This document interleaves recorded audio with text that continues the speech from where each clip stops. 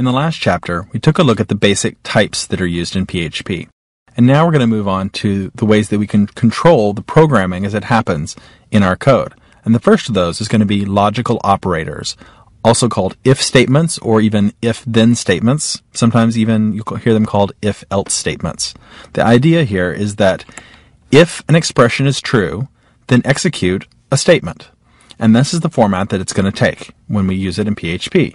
If, open parentheses, an expression, which is going to be a Boolean expression, and we talked about Booleans, whether it's going to evaluate to true or false. So if it's true, do this. If it's false, then it's going to do nothing. And we're going to close the parentheses, and then on a new line, we'll have the statement with its semicolon after it. Now, an example of that might be something like, if variable A is greater than variable B, then echo back A is larger than B. And that makes a lot of sense. Now, there's another format to this. If you have more than one line of code that you want to execute as a statement, you'll want to use curly braces around it. So you can see I've done that here. We've got the open curly brace and the closing curly brace that let us know that everything that's inside those braces should be executed if A is greater than B. Now, that's going to be required if we're going to be dealing with multi-line statements, but I also think it's a really good idea even for single-line statements. Just always get in the habit of doing it, and then you'll be able to rely on them to tell you what belongs to the if statement and what doesn't.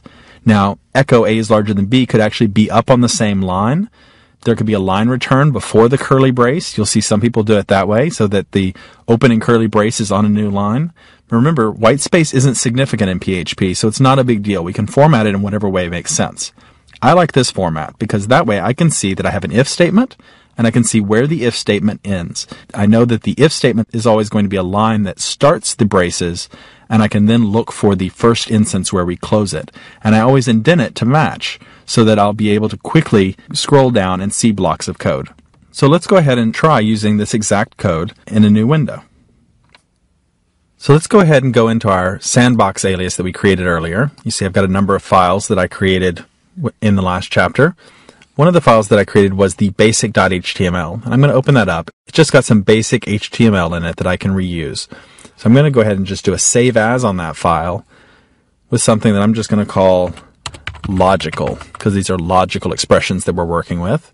And instead of .htm, the suffix is going to need to be .php, and I'll save it in my sandbox.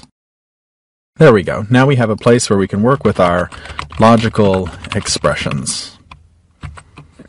So let's try that exact statement that we were talking about just then. I've set two variables for variables here. One is A equal to 3. Second is B equal to 4. And if A is larger than B, it will echo back A is larger than B. So I'll save it. And we'll go into Firefox.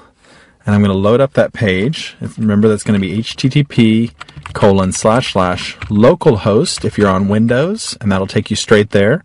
If you're on Mac, then you're also going to want to have tilde and your username. And then PHP sandbox to get into the folder we created, and finally logical.php. So it loaded up the page, and you may first think that it didn't actually succeed, but if we in fact view our source, you'll see that the page did load, but there's nothing in there at all. We have a page title, logical expression, so we know we got the page. But the thing is that A was not larger than B, so it didn't execute. If we swap these two values, though, and say that that's 4, and this one's going to be 3, and save it, reload the page, now we'll get A is larger than B. So the code executes if it's true. If not, it doesn't. And it's that simple. And that's how logical expressions work. Now the test expression, the A is greater than B portion of that, is always going to need to evaluate to a Boolean true or false. And as we saw when we were talking about type switching, it's going to do its best to switch the type to either be true or false if we don't come up with something that automatically equals true or false. Statements like greater than or equal to, or less than or equal to, those are always going to be Boolean expressions. And we can test if something is exactly equal by having two equal signs. And that way it knows that we don't want to assign the value of B to A, we just want to compare it. I think of it a lot of times as being a scale, and we have two sides of the scale there that we're weighing against each other. So A weighed against B, are they the same? be careful that you don't use the equal sign, because that will succeed. This will execute, but it will actually assign the value of b to a. So we want to be careful. If we're talking about equals, we're always using the double equals. And then finally, there's one more that you need to know about, which is the not equals. The exclamation point is going to become very familiar to you, very common, that when we want to talk about the negative of something, we just prefix it with the exclamation point. So A is not equal to B, then it's going to answer back A is larger than B.